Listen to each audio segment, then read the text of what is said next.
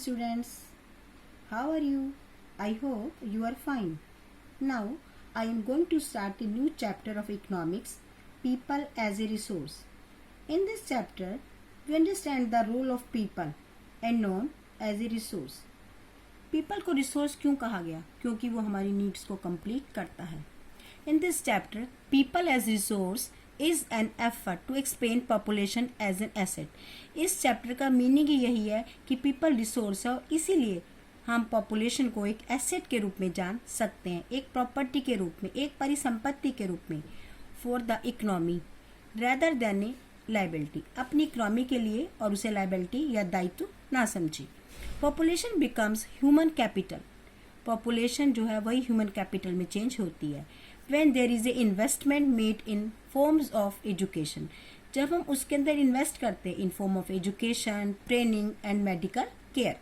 In fact, human capital is the stock of skill and productive knowledge embodied in them.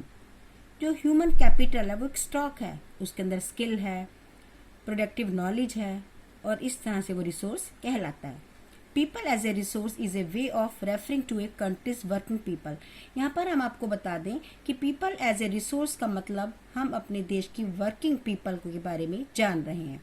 In terms of their existing productive skills and abilities, जो productive skills और abilities उनके अंदर पाई जाती हैं. Looking at the population from this productive aspect, emphasize its ability to contribute to the creation of the gross national product. हमारे पूरे देश का जो सकल उत्पादन है, gross national product है, उसमें इनका contribution भी है.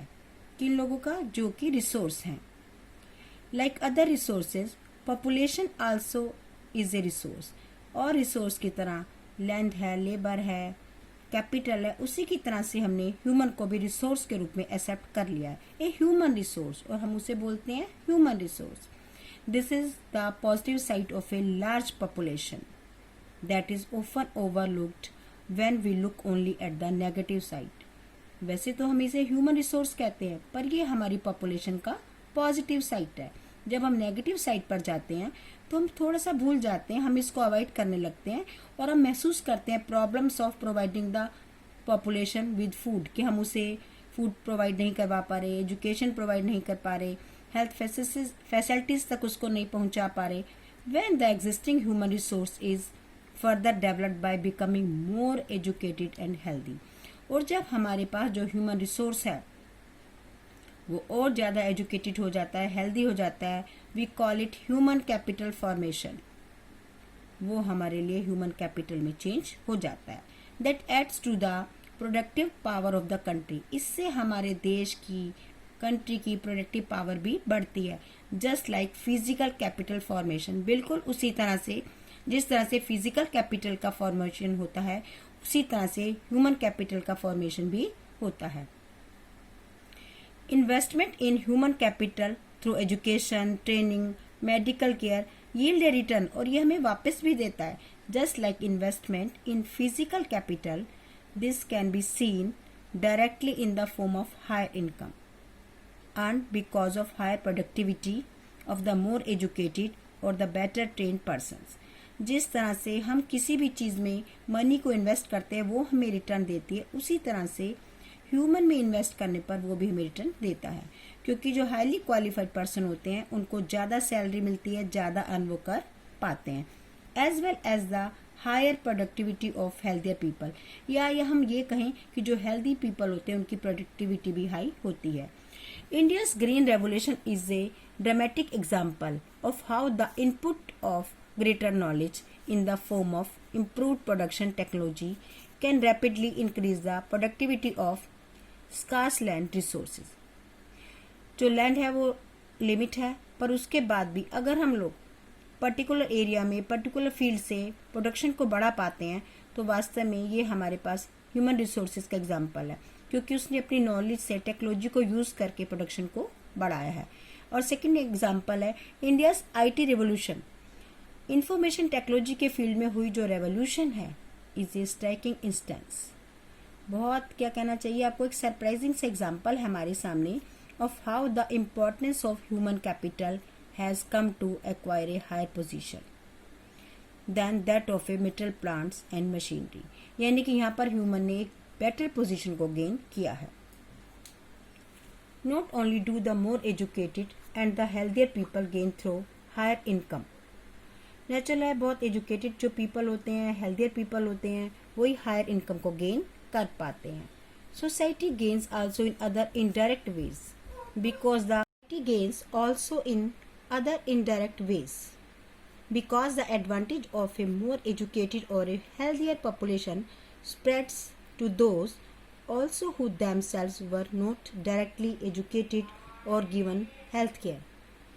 जो एजुकेटेड पर्सन होते हैं उनसे सिर्फ उनको खुद को तो फ़ायदा होता ही है, पर वो सोसाइटी की हेल्प भी करते हैं इनडायरेक्टली, और उन लोगों की हेल्प करते हैं जो कि खुद एजुकेटेड नहीं है या खुद उनके पास हेल्थ केयर नहीं है। In fact human capital is in one way superior to the other resources. इस बात को कहने में हमें कोई डाउट नहीं है कि ह्यूमन कैपिटल जो है वो एक सुपीरियर रिसोर्स है, like land and physical capital. Human resource can make use of land and capital. जो ह्यूमन रिसोर्स हैं वो लैंड और कैपिटल को यूज कर पाते हैं। Land and capital can not become useful on its own, पर अपने आप में लैंड और कैपिटल जो है यूज नहीं हो पाती। For many decades in India a large population has been considered a liability rather than asset. पहले हम काफ़ी टाइम पहले से, काफ़ी डिकेड से इंडिया जो है अपनी पॉपुलेशन को एक लाइबिलिटी समझते रहे, एक दायित्व, रेदर देन एसेट। उसने उसको परिसंपत्ति या प्रॉपर्टी नहीं समझा। But A large population need not be a liability. पर जो लार्ज पॉपुलेशन है उसको लाइबिलिटी समझने की जरूरत नहीं है, आवश्यकता नहीं है। It can be turn into A productive asset by investment in human capital. Human capital में चेंज करके, उसके अंदर इन्वेस्ट करके हम अपनी पॉपुलेशन को एसेट में चेंज कर सकते हैं। For example by spending resources on education and health for all, training of industrial and agriculture workers in the use of modern technology, useful scientific researches and so on। किस तरह से हम लोग education provide कर सकते हैं, training provide कर सकते हैं, हेल्थ केयर प्रोवाइड कर सकते हैं, अपने इंडस्ट्रियल और एग्रीकल्चर फील्ड में वर्कर्स को कैसे मॉडर्न टेक्नोलॉजी प्रोवाइड कर सकते हैं और अपनी अर्निंग को बढ़ा सकते हैं। The two following cases illustrate how people can try to become a more productive resource। First story is a story of Sakal। There are two friends, Vilas and Sakal, living in same village, Sempur। Sakal was a 12 years old boy। His mother Sheila looked after domestic chores। His father Bhuta Chaudhary worked in an agricultural field। Saket helped his mother in domestic chores। Saket अपनी माँ की help भी करता है। He also looked after his younger brother Jitu and sister Situ। Look after भी करता है वो अपने brother and sister को। His uncle Sham had passed the matriculation examination but was sitting idle in the house as he had no job। उनके पास कोई job नहीं है। Bhuta and Sheila were eager to teach Sakal। Bhuta और शीला जो हैं वो सकल को पढ़ाना चाहते हैं। They forced him to join the village school which he soon joined। और उसने ज्वाइन किया। He started studying and completed his higher secondary examination। His father persuaded him to continue his studies। यहाँ पर हम स्टडीज के field में investment को देख पा रहे हैं। He raised a loan for Sakal study a vocational course in computers। Sakal was meritorious and interested in studies। काफी प्रतिभावान भी है और साथ में स्टडी में इंटरेस्ट भी रखता है। फ्रॉम द बिगिनिंग, शुरू से ही, with great vigour and enthusiasm he completed his course. उसने अपने कोर्स को कंप्लीट किया। After some time he got a job in a private firm. और उसे प्राइवेट फर्म में जॉब भी मिला। He even designed a new kind of software. This software helped him increase the sale of firm. और his boss acknowledged his service and rewarded him with a promotion. और किस तरह से education के field में, training के field में सफल होने के बाद सकल को प्रमोशन मिला, ये स्टोरी से हमें पता चलता है। Next story. Vilas was an 11 years old boy residing in same village as Sakal। Vilas' father Mahesh was a fisherman. His father passed away when he was only 2 years old. His mother Geeta sold fish to earn money to feed the family. She bought fish from the landowner's pond and sold it in nearby mandi. She could earn only rupees 20 to 30 a day by selling fish. Vilas became a patient of a arthritis. यहाँ पर हम देखते हैं कि उसके पास health care की facility नहीं है. His mother could not afford to take him to the doctor. उसकी मदर उसको डॉक्टर के पास नहीं ले जा सकती. He could not go to school either. He was not interested in studies.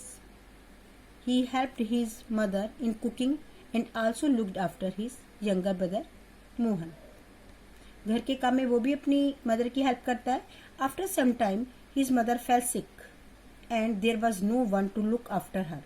जब उसकी मदर बीमार हो जाती हैं तो कोई उनके पास लुक आफ्टर करने वाला नहीं है. There was no one in the family to support them. Vilas too was forced to sell fish in the same village. और मजबूरी में उसको फिश को ही बेचना पड़ता है. He like his mother earned only a meager income. और उसको काफ़ी कम इनकम, काफ़ी मीगर इनकम होती है. क्यों?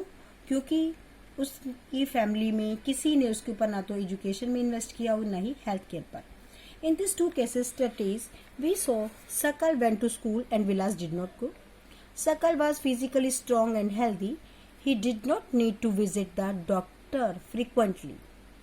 Vilas was a patient of arthritis. He lacked the means to visit the doctor. वो जा नहीं सकता. Sakal acquired a degree in computers. Sakal found a job in the private firm while Vilas continued with the same work as his mother. He earned a meager income like his mother to support a family. यहाँ पर हम देख रहे हैं किस तरह से सकल की फैमिली ने इन्वेस्ट किया एजुकेशन में और विलास की फैमिली उसको नहीं कर पाई.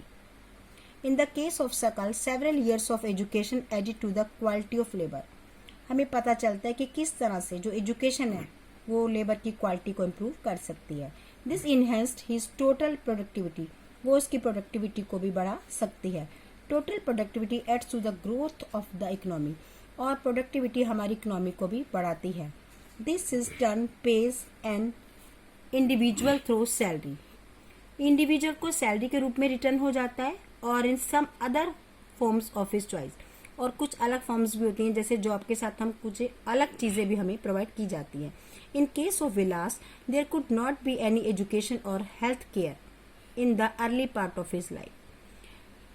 विलास के पास दोनों ही चीज़ों का अभाव रहा है. He spends his life selling fish like his mother. Henceforth he draws the same salary of unskilled labour as his mother. और उसे एक अनस्किल्ड लेबर की तरह बहुत कम सैलरी मिलती है. Thank you.